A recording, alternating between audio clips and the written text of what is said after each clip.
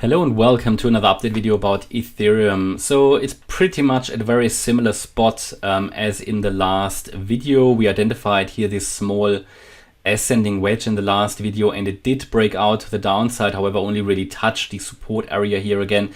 My view is still that at the moment at least there is no clear evidence that we are already in the fifth wave.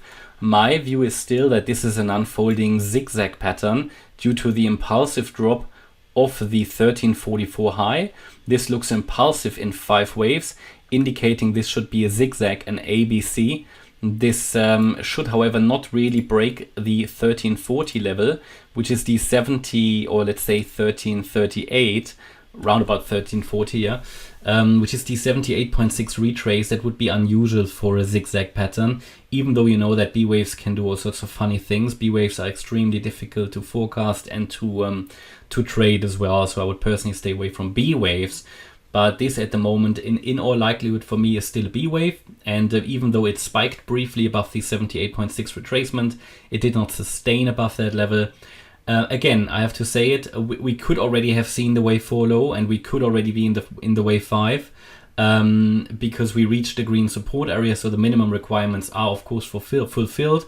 But you know, we can only move in this space by looking at likelihoods and probabilities and looking at how we came down, looking at how we go up in terms of price structure, looking at the fib levels. There's currently no or zero evidence that this correction is over, and I would still look at one more C wave down.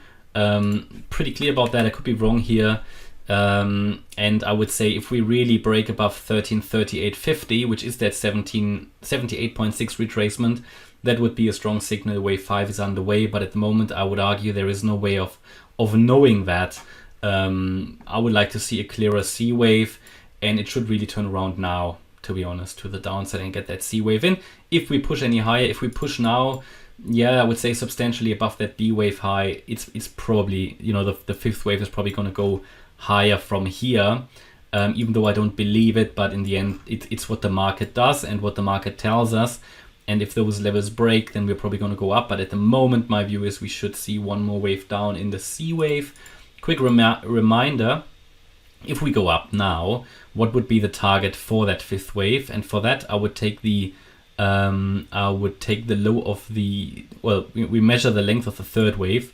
We go to the low of the fourth, and we're looking at the area between the 61.8 retracement and the 1390, well, basically the 1365 level and the 1395 level, between the 61.8 extension and the 1-to-1 ratio of the third wave.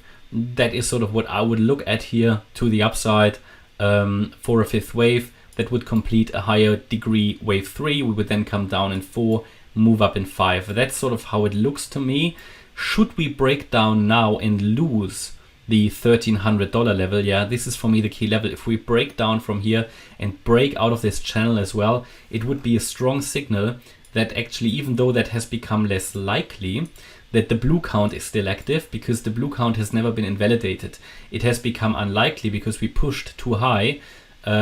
We pushed above key resistance for the blue count, yeah, invalidation, but it hasn't been invalidated yet. So again, reminder, the blue count is an ABC structure within a wave 2, which would result in a wave 3 to the downside to around $1,000, maybe even lower. And it will get invalidated if we break above 1351, the B wave high here. Until then, the blue count is technically still active, even though it's unlikely because we pushed also here above the 78.6 retracement, which was so relevant for this 1-2 setup. And if a wave 2 pushes above that level, it normally indicates that it's